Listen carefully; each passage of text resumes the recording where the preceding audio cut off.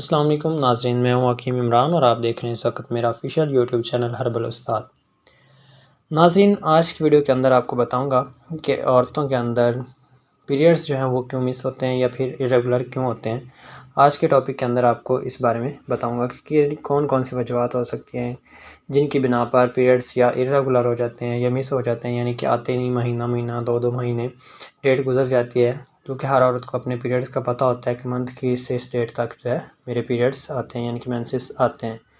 تو اس کی کافی ساری وجوہات ہو سکتی ہیں، ان میں سے چند ایک آپ کے سامنے رکھوں گا جو کہ مین کاز ہیں۔ اس لیے میں مزید آگے بڑھنے سے پہلے آپ سے گزارش بھی کروں گا کہ میرے چینل پر جو نئے آئے ہیں وہ میرے چینل کو سبسکرائب لازمی کر دیں اور بیل آئیکن کا بٹن دبا دیں تاکہ مزید انفارمیٹیو ویڈیوز آپ تک پہنچ سکیں۔ تو ناظرین، آج کے دور میں سب سے زیادہ جو اس بیماری کی وجہ بن رہی ہے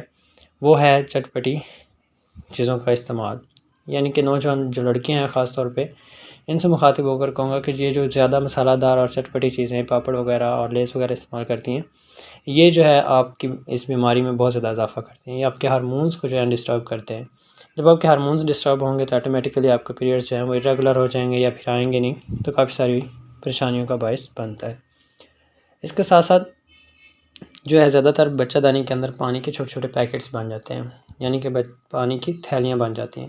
جس کی وجہ سے بھی آپ کے مینسز جو ہیں وہ irregular ہو سکتے ہیں یا پھر نہ آنا، ٹھیک ہے، یہ چیز جو ہے شکار ہو سکتی ہے۔ اس کی وجہ سے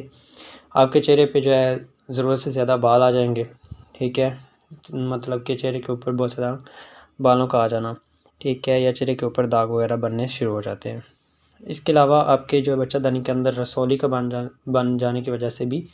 آپ کے جو مینسز ہے وہ irregular ہو سکتے ہیں، یا پھر غدود وغیرہ کا بن جانا۔ تو یہ ایسی وجوہات ہیں جن کی وجہ سے